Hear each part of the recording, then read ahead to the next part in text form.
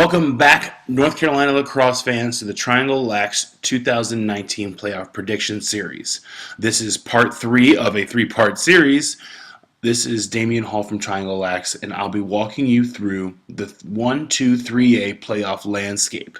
For those of you that don't know or haven't listened to the other videos, the way the NCHSAA does it is that they have a predetermined bracket in which they align certain conferences against one another, with each conference getting a certain number of predetermined spots that will make it. The rest are filled in by wildcards.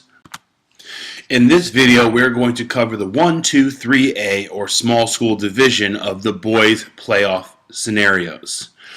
This comprises conferences 1, 2, 7, 8, and 9 in the East, and in the West it is 12, 13, 14, and 16. So let's get started with the East in Conference 1. In Conference 1, the 3A leader is Topsail.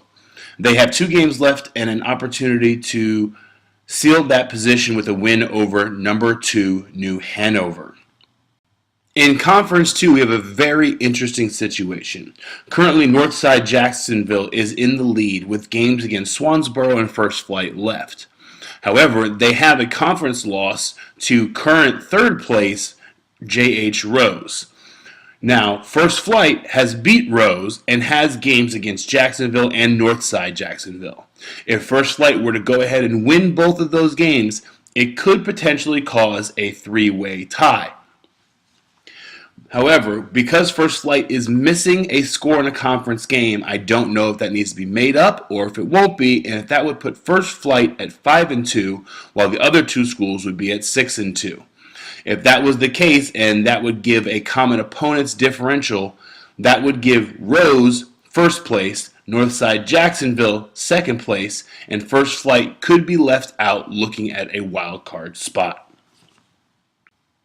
In Conference 7, East Chapel Hill has 3 conference games left, but sits atop the pile and looking to make another run to championship weekend.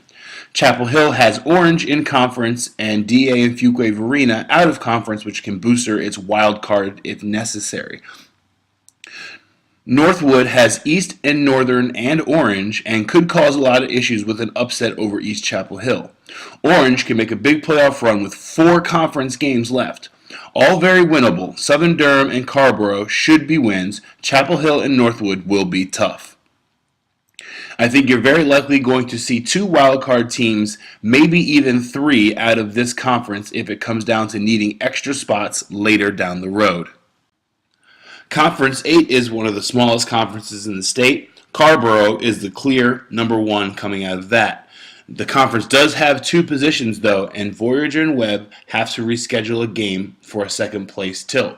Otherwise, it could end up being a coin toss with either one of them getting in, depending on how the NCHSAA rules that. It's not completely out of the realm of possibility that both teams get in because of needing to fill wild card spots. Wrapping up the East is Conference 9. Currently, Northern Guilford has the number 1 spot. Eastern Alamance is number 2.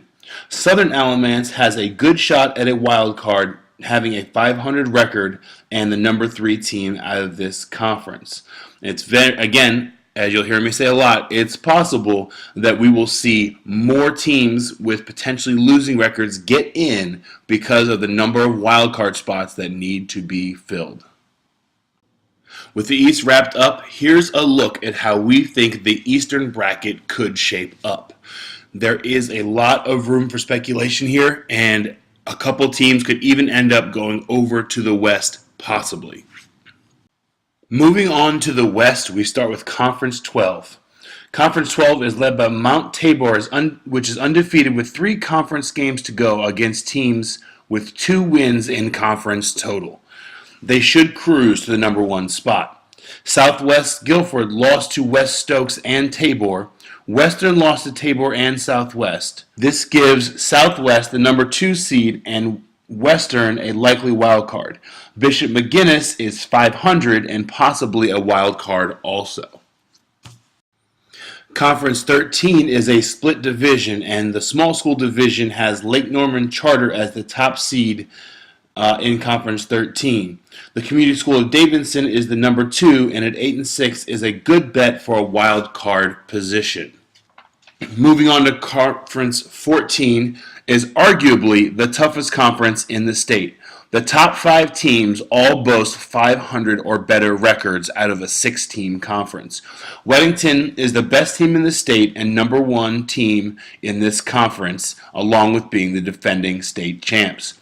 Charlotte Catholic sits at number 2. Marvin Ridge is 8-6, Sun Valley is 9-4, and Cuthbertson sits at 7-7. All have a hope at a wild card bid. Finally, in Conference 16, we have St. Stephen's sweeping the conference and a clear number 1. Patton's only losses are to St. Stephen's is at number 2. Hickory is a wild card candidate at 6-6. That wraps up the West and the small school bracket. This is going to be a really tough one to call, and I think you're going to see a lot of different things happen with the wild card positions. Here's what we have so far for the West. You'll even see we kind of left a couple spots open because we have no idea how the NCHSAA may shift people around in order to get people into games. We may see more people from the East added and teams from Conference 9 bumped out to the West. It's hard to say. We'll have to leave it up to the NCHSAA selection committee and see what happens next week.